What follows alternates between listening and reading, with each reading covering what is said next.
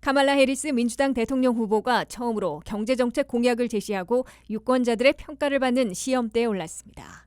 바이든 행정부가 메디케어 처방약값 10종을 대폭 할인받아 수십억 달러를 절약하게 됐다고 공표했습니다. 도널드 트럼프 공화당 대통령 후보는 작년 한 해 5억 1,300만 달러를 벌었으나 소송 패소로 1억 달러 이상 지급해야 하는 것으로 신고했습니다. 원숭이 두창으로 알려진 새로운 변종 엠폭스가 아프리카를 중심으로 다시 확산되자 세계보건기구는 비상사태를 선언했습니다. 올 연말 북한의 국경이 5년 만에 다시 열려 외국인 관광객들의 북한 여행이 가능할 것으로 알려졌습니다.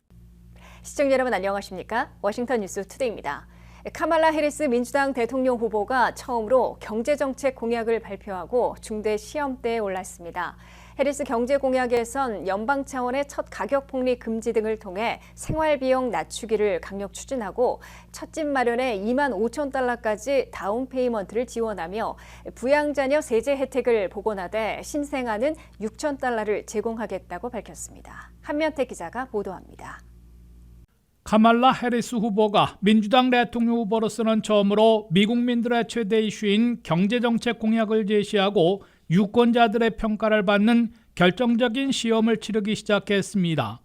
카말라 해리스 민주당 대통령 후보는 경합지 중의 한 곳이자 상대방이 이틀 먼저 경제정책 승부수를 던졌던 노스캐롤라이나에서 대선 승리로 백악관에 들어가면은 취임 초 100일간 중점 추진할 경제정책 공약들을 공표했습니다.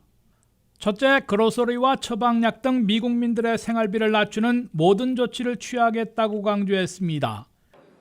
And that is lowering the cost of living. And I will work to pass the first ever federal ban on price gauging on food. 이를 위해 연방 차원에서는 처음으로 판매자들의 가격 폭리, 부당한 인상을 금지하겠다고 밝혔습니다. 이는 연방의회에서 법제화해야 하기 때문에 대통령에 당선되면 최우선 입법 과제로 추진하겠다고 밝혔습니다. 둘째, 내 집 마련이 가능하도록 인센티브를 제공하겠다고 제시했습니다. 첫 집을 사려는 경우 2만 5천 달러까지 다운 페이먼트를 지원하겠다고 밝혔습니다. My administration will provide first-time home buyers with $25,000 to help with the down payment on a new home. 새 주택 300만 호를 건설하도록 스타트홈을 건축하려는 업주들에게 세제 혜택을 제공키로 했습니다. 셋째, 팬데믹 시절 시행했던 확장된 차일드 텍스 크레딧을 복원하면서 신생아에 대해서는 첫 해 6천 달러의 세제 혜택을 제공하겠다고 해리스 경제 공약은 강조했습니다. So as president, I'll not only restore that tax cut, but expand it. We will provide $6,000 in tax relief to families during the first year of a child's life. 확장된 부양자녀 세제 혜택은 6세 이하는 1인당 3,600달러, 6세에서 17세까지는 3,000달러의 텍스 크레딧을 제공했다가 만료됐는데 이를 다시 복원하고 신생아는 6,000달러까지 제공하겠다는 공약입니다. 넷째, 헬스케어를 더 확대하겠다고 해리스 후보는 강조했습니다. 인슐린 가격을 월 35달러로 제한한 조치를 현재 메디케어 가입자들에게만 적용하고 있으나 전 국민으로 확대하겠다고 밝혔습니다.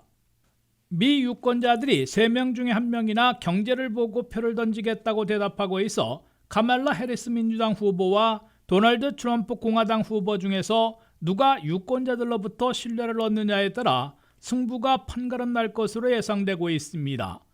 WKTV 뉴스 한면택입니다. 바이든 행정부가 제약사들과의 협상을 통해 메디케어 가입자들이 이용하고 있는 10종의 값비싼 처방약 값을 대폭 낮추는 데 성공해 2026년부터 평균 22%, 비싼 약들은 60 내지 80%나 싸지게 됐습니다. 2026년부터 적용되면 $500 넘는 당뇨약이 $110로 75% 이상 싸지고 관절염 치료제, 신장과 심장, 당뇨 합병증 치료제, 혈전 용해제 등도 60% 이상 할인받게 됩니다. 김미연 기자의 보도입니다. 바이든 행정부가 메디케어 처방약값 낮추기에서 첫 번째 10종에 대한 협상 결과 대폭 할인받아 수십억 달러를 절약하게 됐다고 공표했습니다. 바이든 행정부의 CMMS, 즉 메디케어와 메디케이드 센터가 각 제약사들과 협상을 벌여 할인받게 된 10종의 메디케어 처방약들은 2026년부터 처음으로 할인받게 되는데 10종에서 평균 22%, 값비싼 약들은 60 내지 80%나 대폭 낮추게 될 것으로 나타났습니다. 바이든 행정부는 협상 결과로 메디케어 가입자들은 첫 해인 2026년에만 처방약 값으로 15억 달러를 절약하게 되고 메디케어 기금에서는 60억 달러나 절약하게 된다고 밝혔습니다. 2026년에 처음으로 파격 할인되는 메디케어 처방약 10종에 포함된 당뇨약인 자누비아의 경우 30일분이 현재 527달러인데 2026년에는 113달러로 79%나 싸지게 되며 파트 D 가입자 84만 3천 명이 혜택을 보게 됩니다. 인슐린 주사제인 플래스크 앤 노보로그는 495달러에서 119달러로 76%나 할인되며 78만 5천 명이 혜택을 보게 됩니다. 2형 당뇨병 처방약인 팍시가는 현재 556달러에서 2026년에는 178달러 50센트로 68% 싸지게 되고 99만 4천 명이 할인 혜택을 누리게 됩니다. 당뇨와 심장, 신장 합병증 환자들이 이용하는 자르디안스는 현재 573달러에서 197달러로 66% 할인되고 190만 명이나 혜택을 보게 됩니다. 혈전용 해제인 자레토는 517달러에서 197달러로 62% 할인되고 130만 명이 혜택을 누리게 됩니다. 비슷한 혈전용 해제인 엘퀴스는 521달러에서 231달러로 56% 싸지는데 가장 많은 390만 명이 할인 혜택을 보게 됩니다. 고가의 메디케어 처방약들 중에서 첫 번째 할인 대상이 된 메디케어 처방약들을 보면 관절염 치료제인 엔브렐은 현재 7,106달러나 되는 고액의 약값이 2026년에는 2,355달러로 67% 할인되지만 이를 이용하고 있는 4만 8천 명은 여전히 고액의 약값에 시달리게 됩니다. 혈액암 치료제인 임브르비카는 현재 1만 4,934달러에서 2026년에는 9,319달러로 낮아지지만 38% 할인받는 데 그쳐 1만 7천 명의 환자들과 그 가족들은 엄청난 고통과 부담이 해소되지 않을 것으로 보입니다. 바이든 행정부는 인플레이션 감축법에 의해 사상 처음으로 부여받은 제약회사들과의 값비싼 처방약값 낮추기 협상을 벌여 1차로 10종에 대한 협상을 마무리하고 2026년부터 적용될 할인 대상과 폭을 발표한 것입니다. WKTV 뉴스 김미현입니다. 도널드 트럼프 공화당 대통령 후보는 2023년 안에 5억 1,300만 달러의 소득을 올렸으나 소송에서 패소해 1억 달러 이상 지급해야 하는 것으로 신고했습니다. 트럼프 후보는 마라라고를 비롯한 리조트, 골프장 등에서 주로 수입을 올렸고 이더리움을 통해 암호화폐도 현재 100만 달러에서 500만 달러 사이를 보유하고 있는 것으로 밝혔습니다. 빌리어네어 도널드 트럼프 공화당 대통령 후보의 개인 재정 상황이 공개됐습니다. 트럼프 후보는 한 해 소득도 역대이고 소송 패소로 물어야 할 배상금이나 벌금도 역대인 것으로 나타났습니다. 대통령 후보로서 재산을 공개한 트럼프 후보는 250쪽의 재산 현황에서 2023년 한 해 5억 1,300만 달러의 소득을 올린 것으로 밝혔습니다. 플로리다 마라라고에서 5,690만 달러의 소득을 올렸습니다.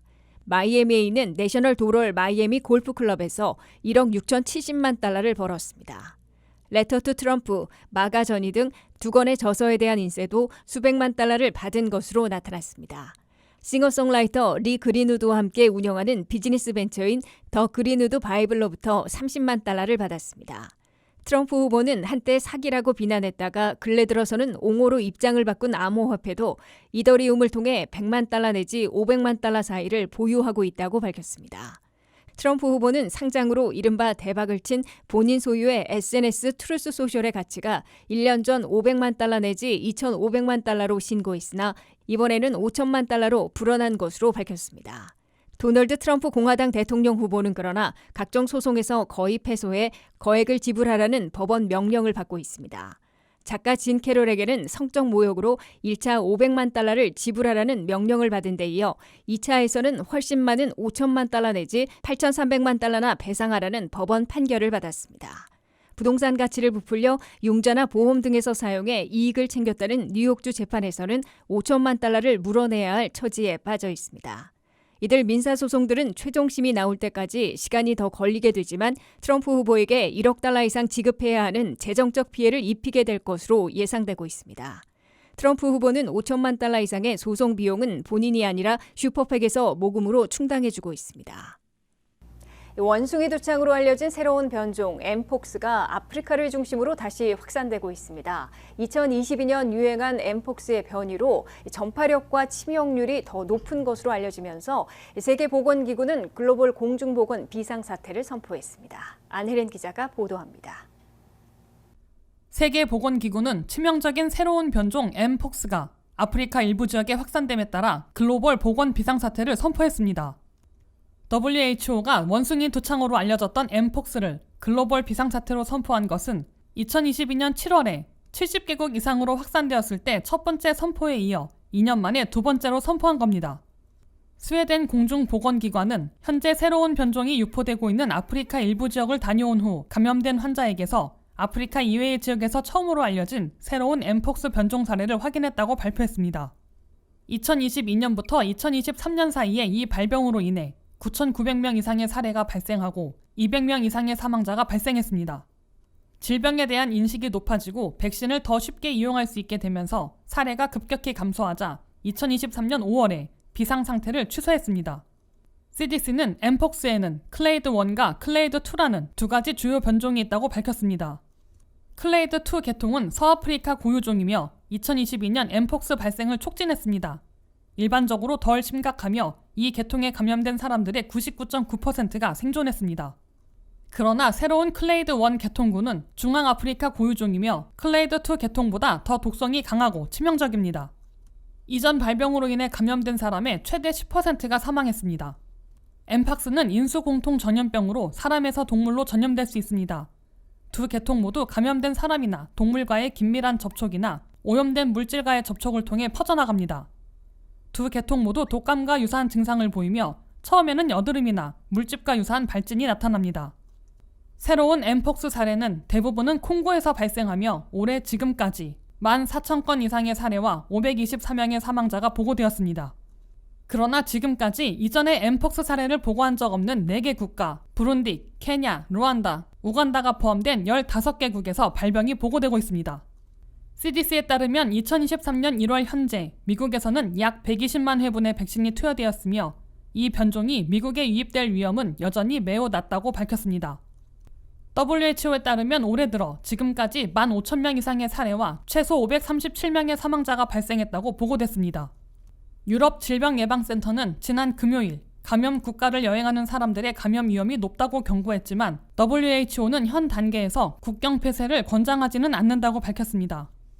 특히 지난 발병 동안 비축된 백신을 이미 확보한 부유한 국가에서 백신을 접종할 수 있어 발병에 대처할 수 있지만 가장 도움이 필요한 사람들에게 선량히 도착할 수 있도록 더 큰 국제 협력을 촉구했습니다. WKTV 뉴스 안혜린입니다. 북한은 팬데믹 이후 특정 국가에만 관광을 허용해 왔는데요. 올 연말에는 5년간 굳게 닫았던 국경을 열어 외국인 관광객들에게 심지연의 산악 북부 도시를 먼저 개방하고 점차 평양이나 다른 도시들도 문을 열 것으로 알려졌습니다. 하지만 한국인에 대해선 입국을 금지했고 미시민권자들은 정부의 북한 여행 금지로 방문이 어려운데요. 자세한 내용 류령화 기자가 전해드립니다. 많은 관광객들이 다시 북한을 여행할 수 있게 됐습니다.